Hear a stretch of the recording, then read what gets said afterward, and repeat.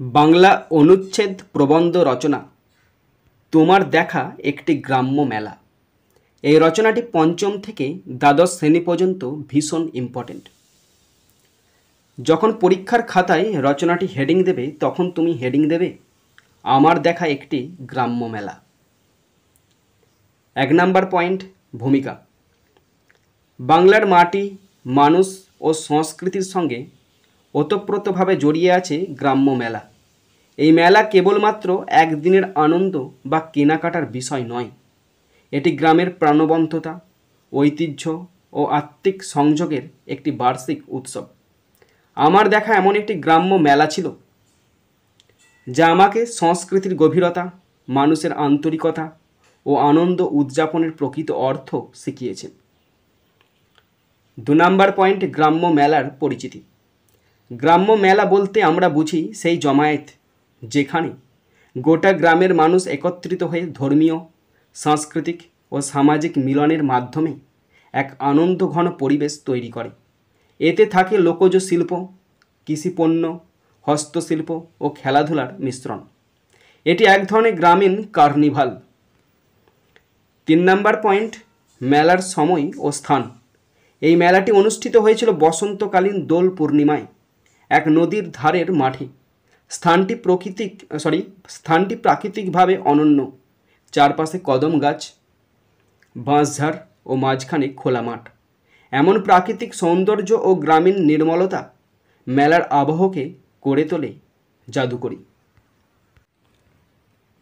My dear students, আমি YouTube এবং ফেসবুকের মাধ্যমে ক্লাস 5 থেকে 10 পর্যন্ত ছাত্রছাত্রীদের ফ্রি কোচিং দিয়ে থাকি।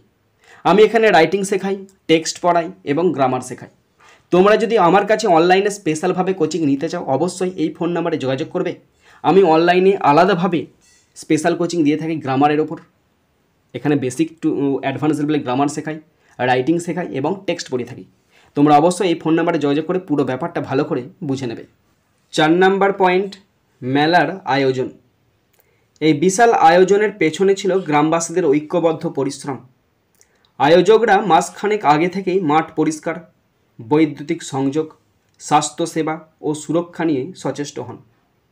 আলোকসজ্জা, দিক নির্দেশক বোর্ড, মঞ্চের পিছনে কুশীলবদের জন্য আলাদা কক্ষ সবই ছিল পেশাদার মানের। 5 নম্বর পয়েন্ট, মেলার দৃশ্য ও সাজসজ্জা। মেলাতে ঢুকতেই চোখে পড়ে আলোয় ঝলমলে রঙিন গেট, ঝাঁ চকচকে তোরণ, রঙিন বেলুন আর কাগজের ফানুস। সন্ধ্যার পর এই সাজসজ্জা আরও জাদুকরী হয়ে ওঠে। পথঘাটে ছেলেমেয়েরা মাটির দ্বীপ বা মোমবাতি হাতে ঘুরে বেড়ায়, যেন এক স্বপ্নীল রাজ্য। 6 নম্বর পয়েন্ট, মেলার দোকানপাট। প্রতিটি দোকান এক একটি নিজস্ব জগৎ। মাটির পুতুলের দোকানে চোখ ধাঁধানো নকশা, বাঁশ ও বেতের হস্তশিল্প নারীদের হাতে তৈরি, প্লাস্টিক খেলনার বাহারি বাহার, ঐতিহ্যবাহী গামছা ও চাদরের গন্ধ যেন পুরনো বাংলার ক্যানভাস। এইসব দোকানে শুধুই বেচাকেনা নয়, আন্তরিক কথাবার্তা, দর কষাকষির আনন্দ এবং নস্টালজিয়ার মায়া লেগে থাকে। 7 নম্বর পয়েন্ট, খাবারের আয়োজন। খাবারের স্টল ছিল শিশুদের স্বর্গ। হাঁড়ি ভর্তি ঝিলিপি, হাতে তৈরি তেলে ভাজা, মাটির পাতিলে পরিবেশিত রসমালাই, বিন্নি চালের পিঠা, নারকেল গুড়ের গন্ধে মুগ্ধ মন। এইসব খাবার গ্রামীণ রান্নার ঐতিহ্য ও স্বাদ বজায় রেখে তৈরি করা হয়। 8 নম্বর পয়েন্ট, লোক সংস্কৃতি ও মঞ্চ।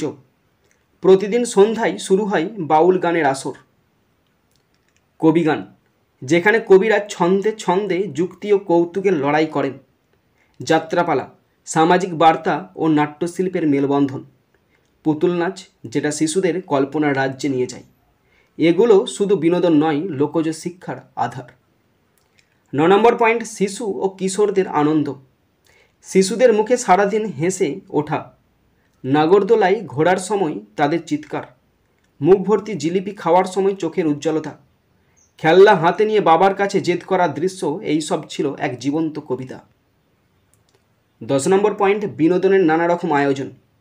বানরের খেলা, জাদুকরের অভিনব কৌশল, পুতুল নাচ, স্থানীয় ছেলেদের নাট্যদল অভিনয় করেছিল বুড়ো বুড়ির গল্প। এগুলোর মধ্যে দিয়ে প্রকাশ পায় গ্রামের সৃজনশীলতা ও শিল্প প্রতিভা। 11 নম্বর পয়েন্ট, কুটির শিল্প ও হস্তশিল্প। গ্রামীণ মহিলারা এনেছিলেন হাতে তৈরি থালা, চটি, শীতল পাটি। নারীরা নিজেরা দাঁড়িয়ে পণ্য বেচা কেনা করছিলেন। অনেকের এটি একমাত্র জীবিকা।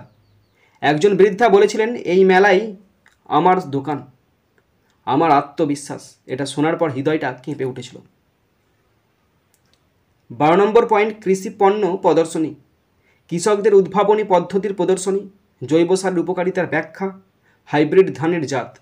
এইসব স্টল কৃষিকে কেবল জীবিকা নয়, একটি জ্ঞানভিত্তিক পেশা হিসেবে দেখায়। 13 নম্বর পয়েন্ট, লোকজ বাদ্যযন্ত্র ও গান। একতারা, খোল, ঢোল, বাঁশি এগুলোর সুরে ফুটে উঠেছিল গ্রামের আত্মা। ছোট ছেলেরা হাতে বাজনা নিয়ে ঘুরছিল। বয়স্ক লোকেরা বাউলের সঙ্গে তালি দিয়ে গান গাইছিল। এ যেন যুগের পর যুগ ধরে চলা প্রবাহমান ঐতিহ্য। 14 নম্বর পয়েন্ট, ধর্মীয় ও সামাজিক গুরুত্ব। দোলযাত্রা উপলক্ষে মন্দিরে পূজা। মহিলারা মঙ্গল ঘট নিয়ে শোভাযাত্রা করছিলেন। সবার মধ্যে ছিল শ্রদ্ধা ও আনন্দের সংমিশ্রণ। এটি ধর্মীয় উৎসবকে সামাজিক মিলনের রূপ দিয়েছে। 15 নম্বর পয়েন্ট, মেলার ব্যবসায়িক দিক। দোকানদারদের পণ্য বিক্রি, অর্ডার বুকিং, কৃষি পণ্য থেকে হস্তশিল্প সবই বিকৃত। একই সঙ্গে স্থানীয় অর্থনীতির অগ্রগতি ও মহিলাদের স্বনির্ভরতা অর্জনের পথ। 16 নম্বর পয়েন্ট, মেলায় ঘটে যাওয়া একটি বিশেষ স্মৃতি। একবার একটি শিশু হারিয়ে যায়, মাইকে ঘোষণা হয় পুলিশ সহায়তা। শেষে কাঁদতে থাকা শিশুটিকে মায়ের কোলে ফিরিয়ে দেওয়া হয়। এই মানবিক মুহূর্ত পুরো মেলাকে সংবেদনশীল এক মিলনের উৎসবে রূপ দেয়। 17 নম্বর পয়েন্ট, আধুনিকতার প্রভাব ও প্রযুক্তির ছোঁয়া। গুগল পে পেমেন্ট, সোশ্যাল মিডিয়ায় লাইভ স্ট্রিম, সেলফি পয়েন্টে তরুণদের ভিড়, গ্রামীণ ঐতিহ্যের সঙ্গে প্রযুক্তির চমৎকার মেলবন্ধন। 18 নম্বর পয়েন্ট, মেলার সীমাবদ্ধতা ও সমস্যা। কিছু ভ্রাম্যমাণ জুয়া ও অসাধু কর্মকাণ্ড, ভিড়ে বাচ্চারা হারিয়ে যাওয়ার আশঙ্কা, শৌচাগার অপ্রতুলতা। তবে সবার সচেতনতা থাকলে এইসব সমস্যা কাটিয়ে ওঠা সম্ভব। 19 নম্বর পয়েন্ট, গ্রাম্য মেলার গুরুত্ব ও প্রভাব। সাংস্কৃতিক সংরক্ষণ, স্থানীয় অর্থনীতির উন্নয়ন, সমাজে পারস্পরিক সহযোগিতার বন্ধন, তরুণ প্রজন্মের সামনে গ্রাম বাংলার পরিচয় তুলে ধরা। 20 নম্বর পয়েন্ট, উপসংহার। আমার দেখা এই গ্রাম্য মেলাটি ছিল এক ভিন্ন অভিজ্ঞতা, এক জীবন্ত পাঠশালা। এর মধ্যে ছিল জীবন, সংস্কৃতি, আনন্দ, ব্যবসা, শিক্ষা এবং সর্বোপরি ছিল মানুষের অন্তরঙ্গতা। এই ঐতিহ্যকে যুগ যুগ ধরে বাঁচিয়ে রাখা আমাদের সকলের দায়িত্ব।